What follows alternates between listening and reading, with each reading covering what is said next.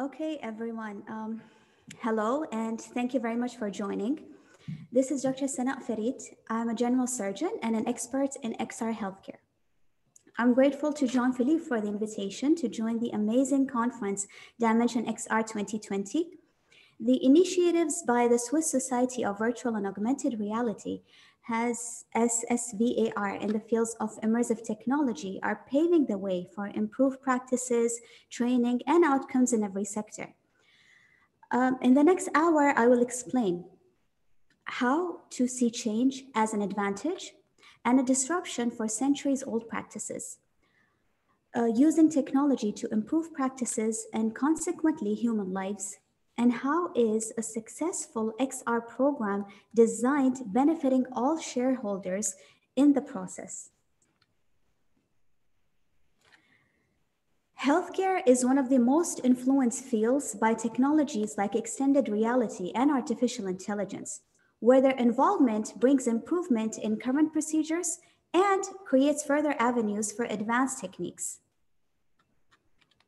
Highly fulfilling medical training sessions, heightened comprehension of ailments, and enhanced pain distraction methodologies are only some of the countless benefits that immersive healthcare brings to the table.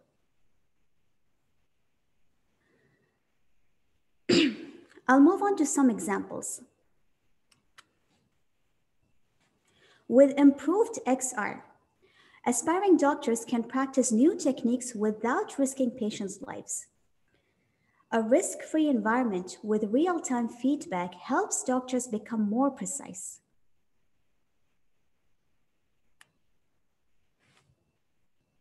Even established surgeons can become better using XR.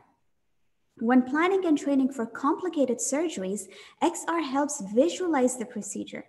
Being able to interact with models increases accuracy and the chances of favorable outcomes once the real process is carried out.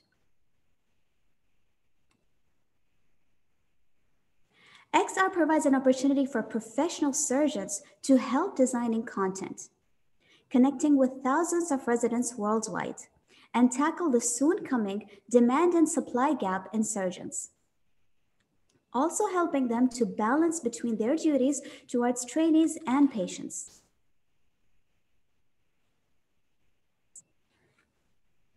This was the first fully interactive virtual reality medical training simulator, launched in 2016 at the Royal College of Surgeons in Ireland. The experience puts the medical professional and trainees in the shoes of the emergency department trauma team leader, where they must assess the patient, make life or death decisions in real time, and perform life-saving operative procedures as a surgeon would do in a real-life emergency.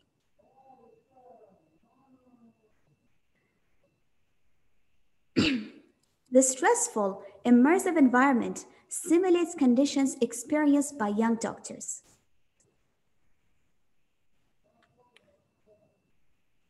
Let's talk a bit more about developing countries. They have limited medical resources. As a result, it is challenging dealing with a drastic increase in the number of cases, considering the lack of machinery and workforce. This results in high rates of mortality, especially due to pandemic. Immersive training helps bridge this ever-increasing gap by making life-saving lessons quite accessible and cost-efficient for immediate application.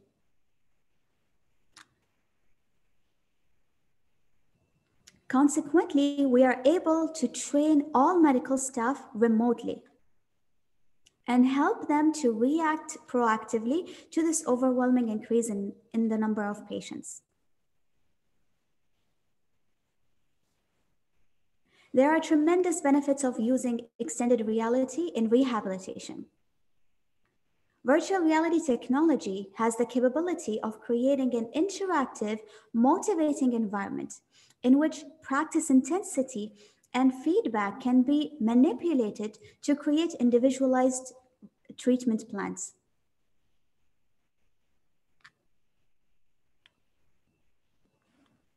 This is one of the recent case studies locally of a program starting in the UAE for saving lives by the empowerment of COVID-19 frontliners through immersive ventilator training. In times like these, it is the need of the hour to train and empower non-critical care clinicians to use ventilators efficiently. Knowing how to use one could very well be the difference between saving and losing a life.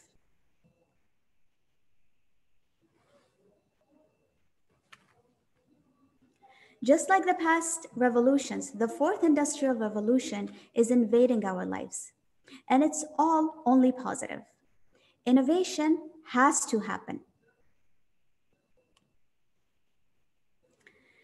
Now, these were some clips of case studies. Whether you are a developer of XR programs or you are the healthcare professional who will be using it, I have summarized the first 6 questions that need to be defined. These 6 questions pretty well give a lot of answers about the entire program that we're planning to design. Is the training material involving a lot of theory or practice? How often are we going to change the content? What is the number of users, and what is the existing elements that the organization or the institutes are using? Is the training involving practice with risky or dangerous scenarios? And lastly, the required audience level of engagement. Now, once we have the answers of these,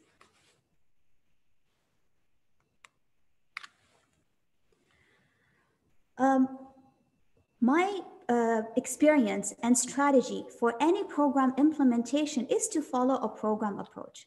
A program approach means following a full-scale training that is providing you the right hardware, the content which is aligned with the curriculum and in compliance with the local and international standards, as well as a platform which is enabling me to add the localization components, such as a local language, local costumes, local virtual environment, etc.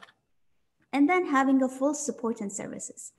Following a program approach makes me sure that I'm always having an expert behind me who is supporting me through this journey, as it is a transformation and it is new for everyone. Now, if I'm an organization, what are the 6 top features that I should be looking for in any immersive program? As I've showed you the examples, there are many programs that are already available. How do we define a successful program? A successful program, or an unrivaled one, is one which is allowing me full immersion. Then it is cloud-based to help me with the connectivity. It is matching with my learning goals. It is giving me the features of live communication. And it is so easy that it can be compatible across various platforms. Currently, most of the programs that we are using are not only VR devices compatible, they're also compatible with mobile devices, smart tablets, or computers. Lastly, addressing the current challenges, the program should be compliant with the health and safety measures and should be 100% COVID safe. Of course, we have a measure to do all of these. Once we have these top 6 features available in any program, it will help the end user to have a walkthrough experience, to have maximum engagement and interactivity, will be able to teleport to various places, and be able to have a scalable and a futuristic learning module. Furthermore, once we have the 6 basic features, the sky is the limit to move ahead with further features. What could be additional features that can be very, very helpful? Again, just to remind, I'm keeping this presentation to be beneficial for developers as well as end users. There are a number of companies and developers who are building amazing components for XR in healthcare. That is also giving birth to a lot of questions and confusions. So, what is an unrivaled program? It's a cloud-based platform, which is helping me with the connectivity as well as with the support whenever it is needed. Me able to share the existing material of video recordings of any content that I have, because that's an asset. And not everything should or has to be duplicated in a virtual or an extended reality environment. We already have a lot of data that we can benefit from, and that is the purpose of a media streaming feature in the platform. Content sharing, just like now I'm able, with this platform, I'm able to share my screen, share my camera. Likewise, in any XR program, I should be able to share such features in order to maximize the interaction with the end user. Audience or the student's feedback, both ways also for the patient's feedback. We need to keep in mind their comfort, their assessment, and the response that they're doing to any training material. So there are a number of features available right now, from haptics to questionnaires to forms to be filled that help us to gain the feedback. When we come to custom avatars, now there are mixed thoughts about avatars creation. There are many people who think that avatars are not necessary. Many of them think that they are very necessary. Personally, I believe that avatar gives us a lot of personalization, so it's completely up to us. But imagine if you're dealing with a remote patient, it will be more motivating for them if they see the avatars in the shape of a nurse and then in the shape of the doctor who is guiding them on the steps that they need to do. Multi-environment means that you should be able, within the platform, have different environments, from emergency rooms to clinic to the ward and even the home facilities. The program should be interactive. Interactive means that maximum number of activities that I'm able to perform in a real hospital or a clinic, I should be able to do it remotely. Because if any time the physical activities are limited, such as in the current times, I should always have a backup plan. And this is what the XR program provides us. Session scheduling is very important when we talk about training, as well as when we talk about sessions for patients during chemotherapy, during dialysis, etc. So teleportation, again, is a great feature, and we have seen some great examples in the previous presentation by Dr. Shafi, which is literally XR has helped us to remove all physical and time boundaries. We are able to teleport patients from the comfort of their seats to anywhere in the world, whether they want to visit their doctor, whether they want to have a rehabilitation experience somewhere in the mountains or somewhere in a forest site, etc., or even in the space. User management means that an XR program, especially this is important when we talk about user management, if the program is a training program, the host of the program or the trainer should be able, with one click of a button, to summon all the students at one place, to mute or unmute all of them, to probably pop a question for them to answer, or to organize them in groups. So there are many features, but it's basically just like in real life, we're managing the people around us. This is what the platform should be able to offer us as well. Cross-platform support only means that the maximum number of platforms or devices that we are supporting, that means the maximum number of users we will be able to take on board with the minimum expenses. And that is definitely the ultimate objective for anyone. So the program, we should try to make it compatible with the common computers, laptops, smart devices, tablets, mobile phones, in order to have the ease of accessibility. When it comes to customization, again, if anybody or most of us here are belonging to the medical profession, we understand that whenever we are having training examinations or assessments, we need to customize each scenario. Before this time, it was happening only in text or with role play with actors or helpers who would come and do the case for us. Today, we're able to do it completely in a safe environment with virtual patients. So this basically summarizes the talk that we have done so far. I forgot to mention probably that there will be two parts of my talk. There are some existing programs that are available, which are created. They are well researched, they are backed by testimonies and backed by case studies, and they're compliant with a lot of standards. And they're available to be used by any hospital or facility or a medical university. So these type of the programs which I was showing earlier in the videos, they're easy to use and they basically cut down the development time that we would need to build anything from scratch. The programs are available in basic human sciences such as anatomy, physiology, pharmaceutical sciences, forensic sciences, etc., all the way to surgical practices, phlebotomy practices, BLS trainings, performing CPRs, etc.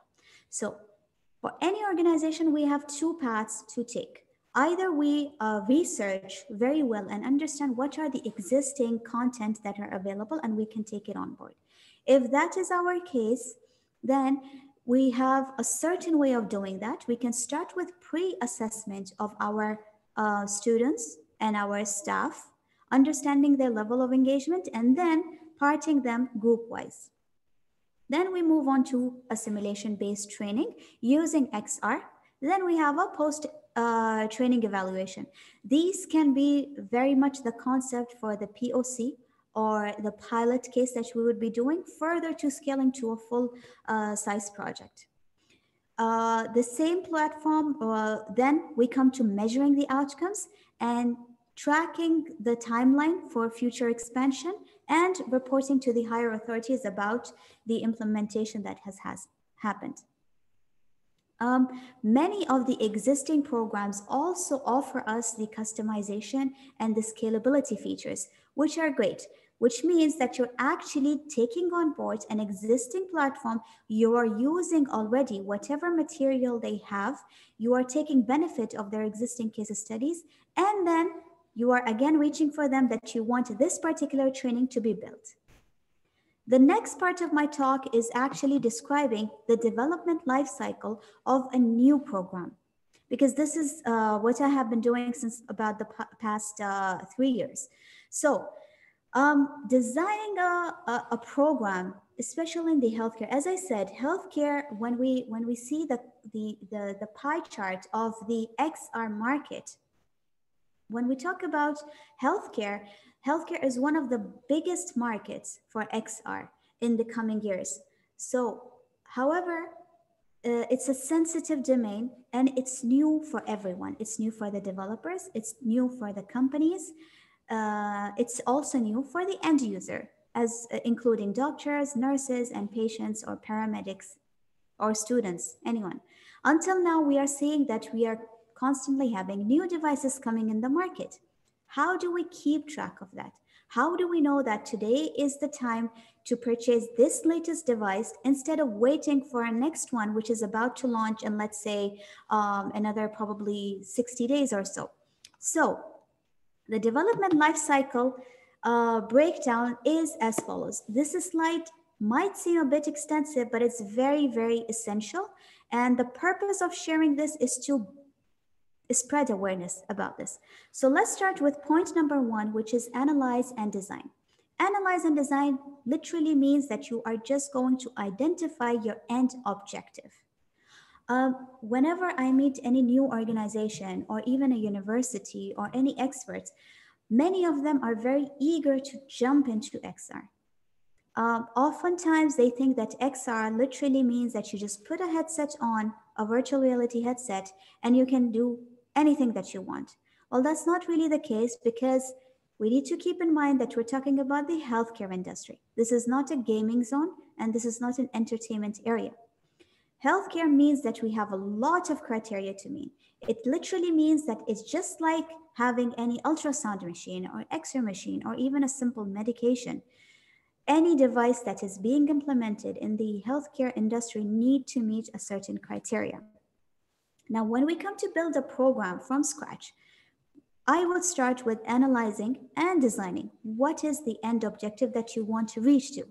If you remember the first or second slide that I talked about, is our purpose training, or is it not involving doctors at all. It is involving the patients. We're probably dealing with their pain distraction. We're probably giving the patients meditation sessions and rehabilitation. Or it is concerning a specific domain, such as burns patients or pediatric patients. So we need to identify what is our end objective. I think the end objective for a start of any new project should be a project that is bringing you the maximum value in the least expense and the lesser time, plus helping you to have the marketing mileage in order to spread the news about your experience. This will help more and more experts and hospitals and organizations to come on board XR. How does this happen? It's basically a negotiation and a discussion between all of the shareholders. Shareholders means, if we're talking about, let's say, a hospital or a clinic, shareholders means the owner or the head of the facility, then the head of the administration or the head of the medical staff, the head of the IT, then the heads of departments, because each one of them would be looking forward to benefiting maximum from this new technology, and then also keeping in mind patients and their relatives in mind. When we talk about pediatric patients, we need to keep their parents in mind. When we talk about geriatrics, we need to keep their families in mind. So that's a very essential point. So basically here is the point where we will brainstorm about what is our end objective, and that's it. What is that we want to achieve, regardless of how we will achieve it. Leave the part of how to the experts who are already working in this domain. Once we understand the objective, let's focus on, I'm gonna today focus about training. And to further limit it, let's say if we're talking about specifically training COVID-19 frontliners for ventilator training. So we understand that this is our objective. We want to train maximum number of healthcare providers to operate on a ventilator. Then comes the storyboarding. Storyboarding literally means what it means. Storyboarding means that you are writing a scenario of what is it going to look like, right? So is your program is going to look like an emergency room? Or is it looking like an ICU room? Or is it looking like a remote, here in the UAE, we're having remote facilities for COVID-19 testing. So how is the story starting? What is the user doing once they have the headset or they have the program on their smart devices? The whole story. Is it day? Is it night? Just imagine if you're writing a movie or if you're writing a game and how you want to design it. Then we move on to the media development, and this is where we will be engaging the developers and the experts. What is the environment? How many environments do I want? Probably I'll start with the environment of an apartment or a housing facility where the patient is sitting and they experience something and they take out their phone and call the emergency. And the next environment is the outside road with the emergency, with the ambulance car and all of these things. And further, we will be scaling it. And then it comes the audio integration. What are the languages that I'm using? What are the audio that I actually want? Is it just a robotic monotonous voice that is going along, or is it responsive? Is it responsive to the answers that I'm getting from the end user? So they're both options that are available. Then comes the sign-off. So basically the sign-off means that we're, of course, first we will be experiencing with a small group of people, then we will be scaling it up to have the experience in the actual facility. And that again, usually until now, it is able to give us a lot of errors and ways to improvement and so on. Now, this is a very extensive procedure, but this will ensure you that any investment that you're making is actually beneficial. So if I focus on just the analysis and design part, point number one, further to break down the first point, this is how it is done. So The scope lockdown process or the objective identification process involves content duration. How long is the duration? The level of interactivity. Is it a passive or do I actively need the user to be engaged?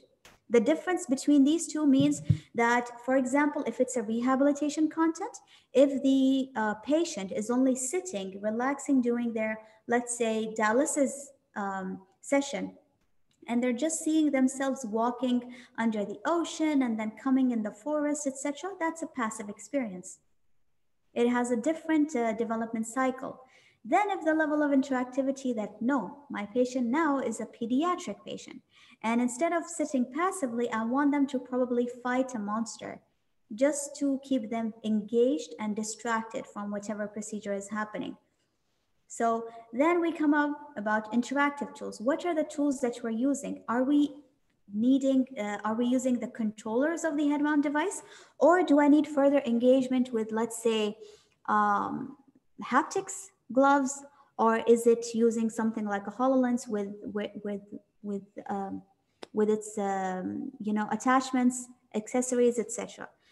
Then we come on to all of the feelings that are listed down. There are very much of them. So this is how you can see that every single process is having an extensive feature. But this homework is necessary in order to avoid the mistakes that are yet to come. And until now, there have been many, many mistakes in various levels of organizations.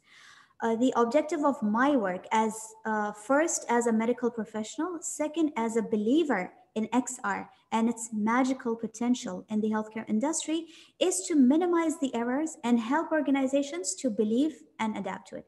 The more we minimize the unpleasant experiences of any end user, the more we will encourage them to further scale up their experience using XR. Moving forward, again, this is just an example of a typical training module development timeline. We'll start with the first points written here. So if you can see, we have three sprints. We have the planning sprint, and then we have the integration sprint, and then the delivery sprint. These sprints are so necessary to basically have a fixed timeline to the delivery. We cannot continue. I know a lot of companies, and I'm not judging anyone. I'm just telling you, realistically speaking, this is a reality that with my team, we have executed this many times. So realistically, we need to understand, is the development taking us 3 months or 120 days or how long? A typical scenario, once we have the initial homework done, the scope of work identified, we have the initial document laid down, the first development time can be as quick as 25 working days. So in the planning sprint was the previous slide, which was this one. So all of this is coming in the planning sprint. Once the planning is done, then we hand over the work to the developers who are building everything. And down the line, in every step of the way, there are fixed timings. When does the developer need to go back to the healthcare professional to discuss with them and show them the layout that this is done so far? What are the improvements that I need to make onto it? And then all the way when we come down to the beta phase or the implementation phase or the pilot phase.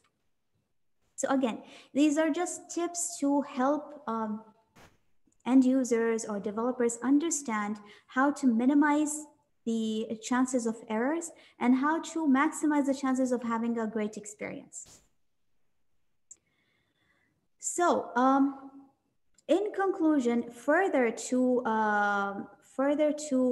support XR in healthcare, I wanted to summarize the latest report by PwC 2020, which is giving us the final 5 major benefits of XR in training. So first of all is cost effectiveness. So with VR training, there was 52% more cost effectiveness compared to a classroom training. Other than the cost, literally, remote training is the need of the hour in today's time. It is saving cost even of travelers from abroad who are, let's say, professors who are coming for training purposes from abroad. Then, if we compare the time, training in XR was 4 times faster compared to the classroom and twice as faster compared to the e-learning module. Now, confidence is one topic that we are still very actively researching about. But according to the latest report by PwC, compared to the classroom, training in XR provided 40 times more confidence to the user and 35% more confidence compared to e-learning. Now, apart from the numbers, this actually makes sense. Imagine if you are just reading a scenario. This is what I did when I was in medical school. We actually just read the scenario, and we had to wait for the cadavers in order to have hands-on practice, which actually it didn't happen for various reasons. Lack of cadavers, huge number of trainings. So all of that is gone. The result of that was that since our knowledge was only theoretical, we had a lot of lack of confidence when we first went into the to the patient's interaction. Imagine if the students are, before approaching the patient, they're practicing the same thing 10 times, 20 times, 50 times. They're practicing history taking, they're practicing examination. Of course, it is not matching with the real patient, but it is giving you muscle memory. It is giving you further practice. You know which areas are you requiring more practicing, and it's extremely beneficial. This is not even available in e-learning, so that's why XR is great. Then VR-based training provide almost 4 times more emotional interaction compared to e-learning. Because here in XR, you're able to even digitally replicate dangerous or risky scenarios. In one of the programs when we were working for developing countries, our target was to provide training to save infants' life because there was a high mortality in infants. So the training program was basically that there was an infant who was thriving, and you are given the task and you're giving the virtual devices that you need to use to save their lives.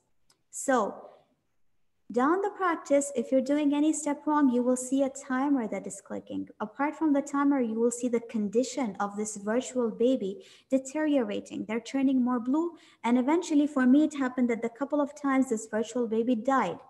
And it's so okay because that made me panic in the first times. I definitely don't want that to happen in real life. That's why it's important to happen in a virtual world, to help me more active, to ignite my senses, help me practice better. Lastly, when we talk about focus, if any of you, I'm sure most of you have experienced virtual reality by now, so it's completely distracting you from your current environment, and it's making you more engaged in the environment that you see yourself in. So this is what it means. Of course, we all can recall the huge number of distraction when we were doing, when we were doing theoretical studies or even group studies. So there's a lot of distraction when we're just reading from a book. There's even more distraction when we are watching a video probably or having e-learning content. XR eliminates all that. Not just because it's visually, isolating you from the environment, but because the content inside is so serious. If you're distracted, you'll probably just, worsen the patient's condition. So that's why you will have to focus further to it. So I think this is about coming to the end of my talk. All I can say in the end is that immersive tech, intelligent connectivity, and machinery are opening new doors for major revolutions in the healthcare system. From hands-on training, clinical skills development, as well as patient education and awareness and therapeutic uses as well. the future of healthcare is technology oriented. In the years to come, people will rely more on illness preventive solution than on illness cure medications. This transformation is hugely driven by immersive technologies, which are bound to change the way people perceive the healthcare system. We are truly living in revolutionary times for healthcare. Thanks to the advent of digital health, our mission is to spread the knowledge and developments in healthcare, which will usher the real era of medicine. Thank you all for joining, and I am open to any questions that you may have. Hi, Sana, that's great. Thank you so much for that wonderful presentation and the background of where you are, what you're doing. Congratulations to all the work that you've done so far. So any questions from the audience, feel free to either put in the chat box, or indeed, you can just unmute yourself and speak directly. As people are getting started, there was a question from Natalia earlier, which I think was a good question. And perhaps you can answer it, Sana, and start having a conversation. She says that new technologies are great tools to advance of many fields, but a human especially for broad training. But we're not separating the body from the soul, the power of the brain.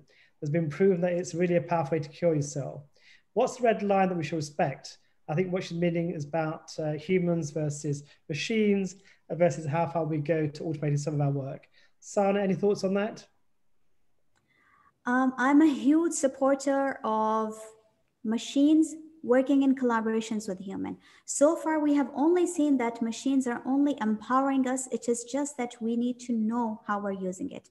I think more than my presentation, I think Dr. Shafi's presentation has shown us a lot of videos of real practices that are happening. These are believers and who are helping us to actually have this. If you are able to just, I mean, even in today's time, you know, this is 2020 and we're still unable to control a pandemic for how much now? More than 10 months. How many lives have we lost? We're not talking about developed countries, but think about the developing countries. And then think about if through technology, we were able to, instead of reaching, me personally, instead of seeing 100 patients in a day, I can probably empower 100 trainers who will be seeing 1,000 more. And the cycle goes on. So this is the power of technology. It is helping us to reach to more people in a faster way and definitely lesser cost and lesser resources. Great, thanks. And tell us about the Middle East at the moment. You're based in UAE. What's the immersive tech ecosystem like in the Middle East at the moment? The Middle East, particularly the UAE, is, you know, we are witnessing significant growth in technology across various sectors. The focus is definitely on healthcare and education. So you will be able to see, if anybody is visiting soon, you will be able to see great advancements. Now, of course, we do have the technological advancements already in place. We are having the governments using them extensively. We're having the private sector using extensively. We are having some of my programs included pain distraction, as I mentioned. Radiology is one area which is benefiting hugely from XR, as well as we're having great number of initiatives, such as the program that I mentioned was the first, world's first immersive ventilator training was established here in the UAE. Well done, fantastic. That's great. So we're seeing, I agree, the last 8 months, we've seen more adoption. Before that, it's more tricky, as you know, there are barriers, there was the innovators, early adopters, but the vast majority were difficult. Now we're seeing a real interest and appetite amongst medical schools, universities, hospitals for kind of some remote learning. So I'm sure you're right. And of course, UAE, if you get a chance to attend, guys, there's the GITEX coming up in December. There's Arab Health is pushed back until next year. You should come and visit. It's a hotbed of innovation and new ways of thinking. And so I really like the UAE in terms of how they establish themselves as a tech kind of, I guess, place where you can really bring the community together, etc. Let's see if there's more questions in here. So Dragon's asking, when operating in the surgical room, how much precision you feel you are being offered by using XR tool. I'm sorry, can you repeat the last part? How much? So basically, I think Dragon's suggesting is that whilst in the operating room, do you think there'll be more precision using XR? Is there value? And if there is, how would you describe that? Definitely there is more value. So since, both of, I think Dr. Ahmed will also be able to share some more about this. So I have had the chance to actually have a full surgery on my own, probably 3 years after my, after I was already working. So it's a long process and there is a lot of fear. There, even a bleeding, which is, not expected is a killer.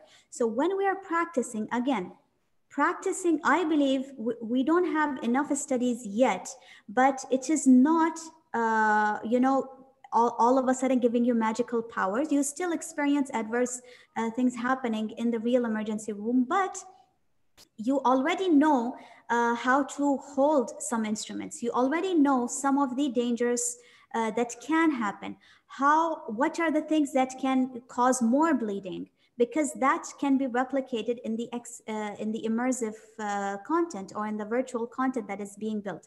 I think the answer to this question, it is about the type of the content that you're building. If you want to make it more serious, then you have to talk to the developer to basically make it more serious, make the virtual body as vascular as the real human, and have maximum number of interactions and engagements in the virtual body, so that whatever we're doing during the practice, it would be reactive to what we are doing.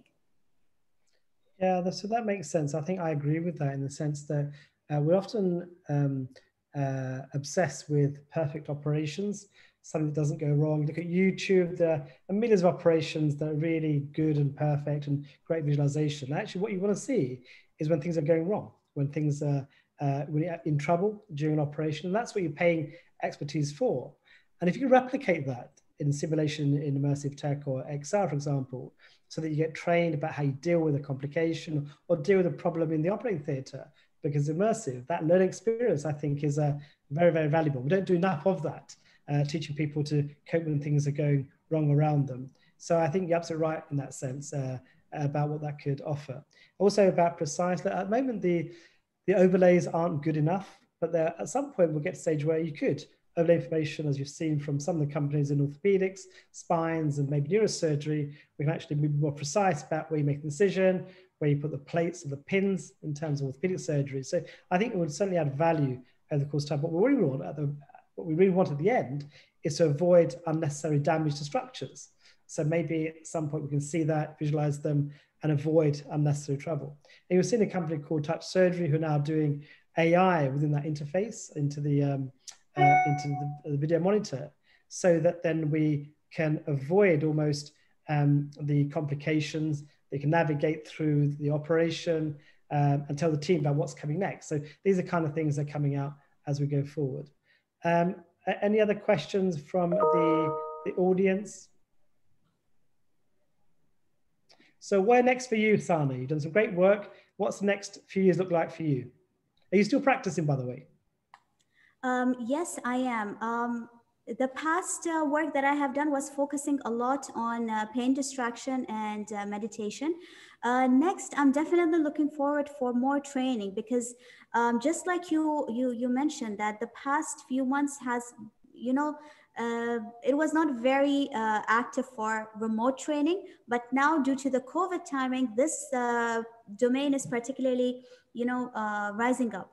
So I'm definitely looking forward to advancements in training, not only in local universities, but we're designing a number of programs to even help people, medical students in developing countries. And we are definitely, looking forward to at least, paving the future for a more connective healthcare industry.